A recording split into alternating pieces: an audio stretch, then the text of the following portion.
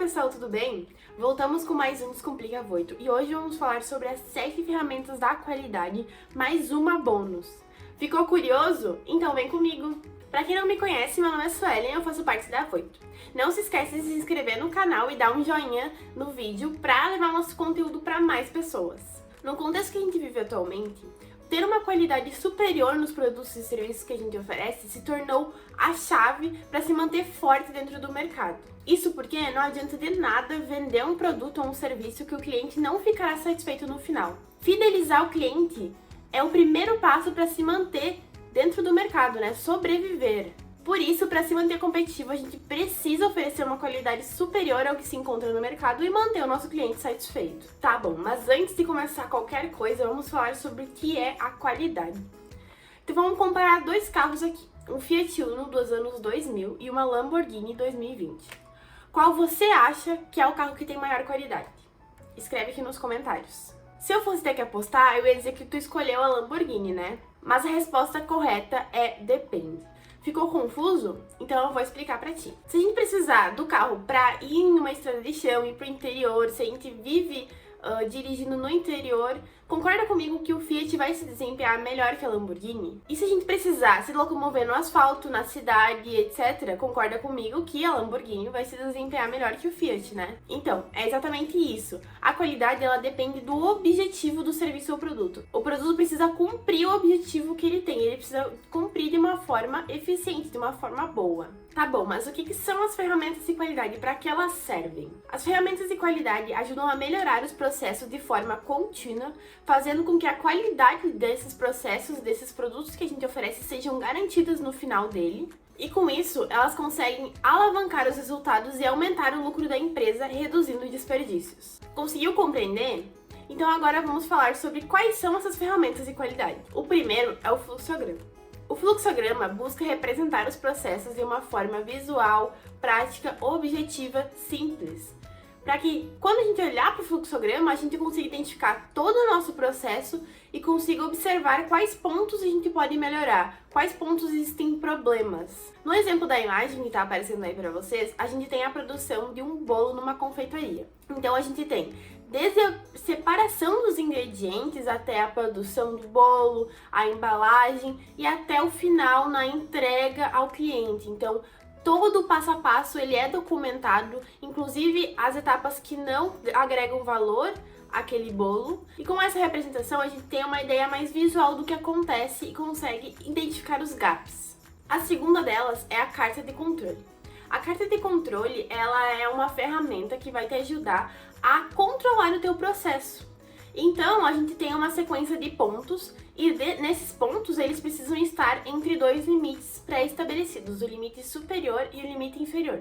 Para clarificar um pouquinho mais, a gente vai pegar o exemplo dos bolos que a gente estava falando recém. Nesse caso, a gente quer avaliar a satisfação do cliente. Então, o limite superior vai ser 10, né, que é a nota máxima, não tem como o cliente dar uma nota maior que 10. E o limite inferior a gente definiu como 8, porque a partir de 7 o cliente é neutro e abaixo de 5 ele é um detrator, né? Com isso, a gente vai recolhendo os feedbacks do cliente e qual nota que ele dá. E quando algum ponto for menor que 8, a gente precisa verificar o que esse cliente falou para entender qual é o gap dele, qual é a oportunidade de melhoria que a gente tem ali.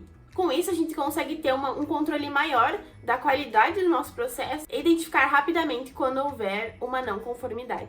Em terceiro lugar, a gente tem o diagrama de Ishikawa, também conhecido como espinha de peixe. Ele pretende analisar metodicamente uma problemática e verificar quais são as causas potenciais dessa problemática. Para isso, ele atua com os 6M, os métodos, materiais, mão de obra, meio ambiente, máquinas e medidas.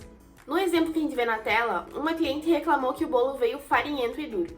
Então a gente pega essa problemática e vê de 6 óticas, que são os 6Ms, para ver quais problemas potenciais poderiam ter causado isso lá no final, poderiam ter resultado desse problema. Com isso, a gente consegue levantar várias causas potenciais que podem ser analisadas posteriormente para ver se são válidas mesmo. Em quarto lugar, temos a folha de verificação. Ela é utilizada para registrar dados de forma simples e rápida, sem precisar de muita enrolação nem perda de tempo. Com essa folha, a gente consegue verificar o processo e as não conformidades possíveis nele, ou se não tiver não conformidades, melhor ainda, né? No exemplo que tá aparecendo aí pra vocês, a gente pega um determinado tipo de bolo, que é o bolo de casamento para festas maiores, e foi determinado que ele tem um peso de 5,20 quilos. Então, 5 quilos e 200 gramas. A gente tem uma restrição muito grande de entregar esses 5 quilos e 200 gramas. Então, para manter esse controle, sempre a gente pesa o bolo no final para ver quanto que ele tá pesando, se ele está dentro dos 5,20 ou se ele está fora e quão fora ele está, né? Então, a gente mantém essa análise. O ideal é que a maioria dos bolos esteja na marca 5,20 exatamente. Porém, alguns bolos vão se distanciar dessa marca e isso também é normal. O importante é que a maioria dos bolos esteja concentrada ali naquela parte. Se não estiver, é porque existe um problema no seu processo e você precisa analisar o que está gerando esse problema. Em quinto lugar, nós temos o histograma, que é um diagrama de distribuição de frequências. Nele a gente pode documentar também alguns dados, porém de uma forma diferente dos que a gente fez anteriormente. No exemplo aí na imagem de vocês, a gente pegou o processo de embalagem dos bolos. Percebeu-se que algumas pessoas levam muito pouco tempo e outras pessoas levam tempo demais. Então a gente fez um diagrama de distribuição de frequência a partir disso, para ver se o nosso processo está ocorrendo de forma normal ou se tem alguma não conformidade nele. Então, por exemplo, 5 bolos levaram 4 minutos para serem embalados, 4 bolos levaram 3 minutos e assim por diante. Em sexto lugar, temos o diagrama de dispersão. Esse diagrama ele é uma representação gráfica de 2 ou mais variáveis e o objetivo dele é descobrir se há correlação entre essas variáveis, sendo ela positiva ou negativa. Com isso, a gente consegue observar qual variável está interferindo no nosso processo e qual não está. No exemplo do bolo, a gente pode pegar, por exemplo, a construção do recheio. Quanto mais recheio a gente coloca, mais pesado vai ficar o bolo, né? Então, a quantidade de recheio tem uma correlação positiva em relação ao peso do bolo. Já, quanto mais a gente assa o bolo, menor o peso dele, porque ele vai perdendo água, né? Então, a quantidade de tempo assando é uma correlação negativa com o peso do bolo. Um exemplo de uma correlação nula nesse processo seria, por exemplo, o tempo que se bate a massa do bolo, porque isso não vai interferir na quantidade de massa que tem ali e, portanto, não vai interferir no peso do bolo. Em sétimo lugar, temos o diagrama de Pareto. O diagrama de Pareto ele é uma ferramenta estatística que ajuda a priorizar os problemas que a gente tem dentro da nossa organização. Porque problema não falta, né? O que falta é gente para solucionar esses problemas. O diagrama de Pareto fala que 80% de todos os problemas de uma organização são causados apenas por 20% das causas. Ou seja, se a gente atuar apenas nesses 20%, a gente já vai estar resolvendo muitos dos problemas da organização. Mas quais são esses problemas? Uma dica aqui é pegar os problemas que foram elencados no diagrama de Ishikawa e analisar quais que interferem mais no processo e quais não, e atuar primeiro naqueles que interferem mais.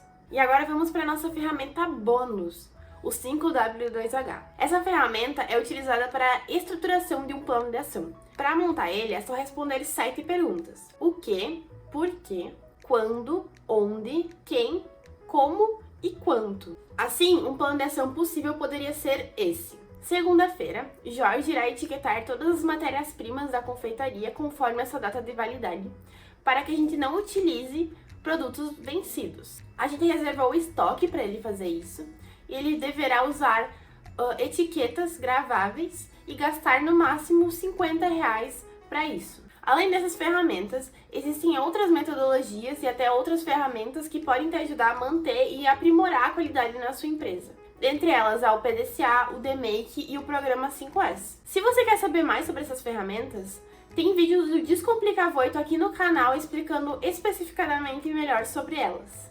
Além disso, se você gostaria de se aprofundar no conteúdo abordado aqui hoje, a gente vai deixar na descrição alguns outros materiais complementares para você se aprofundar. Ficou alguma dúvida ou você gostaria de ver algum tema aqui no Descomplica Voito? Comenta aqui que a gente vai responder o mais rápido possível. O Descomplica Voito vai ficando por aqui, mas não se preocupa que logo a gente tá de volta. Enquanto isso, não esquece de curtir e compartilhar o vídeo. Até a próxima!